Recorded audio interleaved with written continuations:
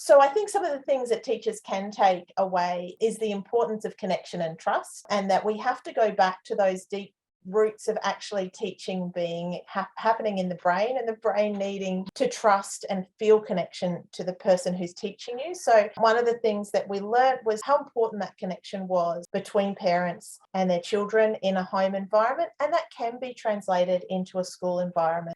I think very often we concentrate in schools on, visual schedules and timetables and routines, and making sure that those things are really obvious and clear for our autistic children. And then it's going to be important for most autistic children.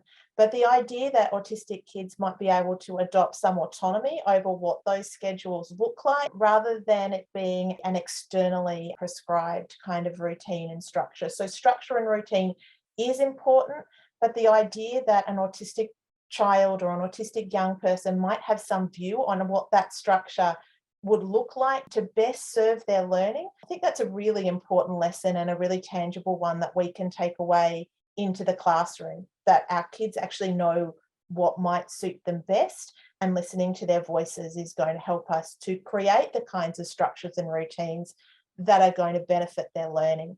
It's very hard in a school environment to take away all of those sensory and social and demand overwhelm triggers, but being very aware, again, that that is a really huge thing for the majority of our autistic kids. Is there a way to visually declutter classrooms? Are there ways that we can improve classroom acoustics? There are things that we can do in a classroom just to help minimize some of those difficult sort of social and sensory input that might overwhelm an autistic child, and to create the kinds of safe spaces that, again, will maximize their learning. Our young people wanted to feel cared for, and parents and young people themselves wanted to know that they had someone checking in on them, not just to see about whether they'd done their homework or whether they'd done all the learning activities, but also just to see how they were doing in terms of their well-being. Some had that available to them and really felt that that was beneficial for them, but the vast majority did not.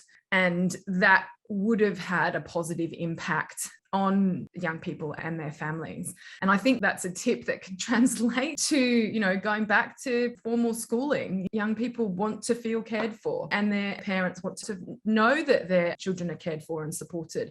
And so having those check-ins that don't take very long, but just make people feel cared for and supported and respected,